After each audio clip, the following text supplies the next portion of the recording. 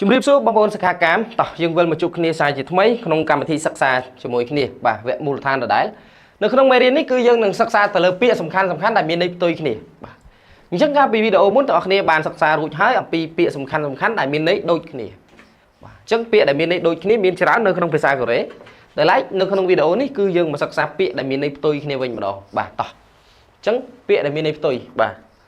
តោះយើងមើលបាទលឿនបាទពាក្យទី1របស់យើងខាដាប្រែថាទៅពាក្យផ្ទុយគឺអូដាមកខាដាទៅអូដាមកឃើញទេខាដាទៅអូដាមកសដាឈោអាន់តាអង្គុយឆាំមើលឆាដាប្រែថាគេងឬក៏ដេកអ៊ីរ៉ូណាដាក្រោកពីគេងក្រោកពីដេកក្រោកពីដំណេកឃើញទេអញ្ចឹងទៅផ្ទុយនឹងមកឈោអង្គុយដេកក្រោកពីដេកឃើញទេបាទឈូដាឲ្យផាត់តាទទួលស៊ឺដាសរសេរអ៊ិកតាអានទឺតាស្ដាប់បាទម៉ាល់ហាដានិយាយគេផ្ទុយនឹងស្ដាប់គឺនិយាយស៊ីកានីអ៊ីតាមានពេលស៊ីកានីអបតាគ្មានពេលផេងហាដាជួនដំណើរម៉ាឈុងហាដាទៅទទួលឈិលផាល់ហាដាចេញដំណើរធូឆាក់ហាដាមកដល់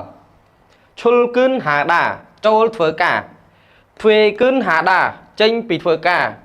អ៊ីបគុកហាដាចូលប្រទេសឈុលគុកហាដាចេញពីប្រទេស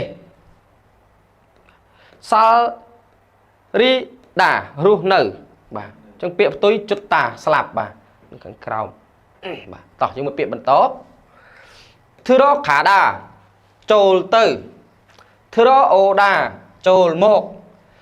ធឡាខាដាត្រឡប់ទៅធឡាអូដាត្រឡប់មកឈោអាហាដាចូលចិត្តបាទឈោអាហាដាមិនឈុតអាណាមិនបាទឈុតអាហាដាស៊ីរ៉ូហាដាស្អប់អូឡាខាដាឡើងទៅនេរ៉អូដាចុះមកឃើញទេបាទនេរ៉អូដាចុះមកអូឬដាឡើងនេរីដារួចរាល់នេរីដាចុះបាទនេរីដាចុះអាជិក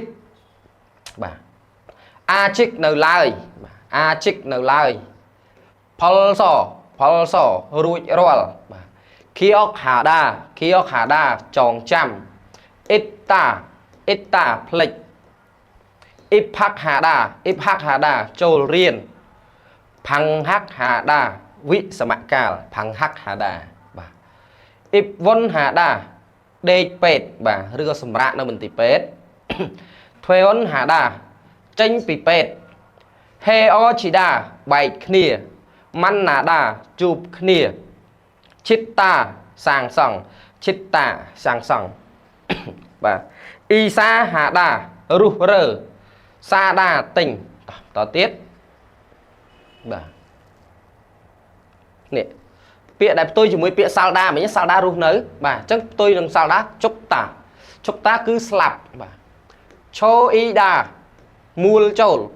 ភុលដាមូលចេញភូឆុកហាដាខ្វះខាតឈុងភុនហាដាគ្រប់គ្រាន់ភូឈីរ៉នហាដាឧសាបាទខេឬដាខ្ជិលច្រអូសខេឬដាខេឬ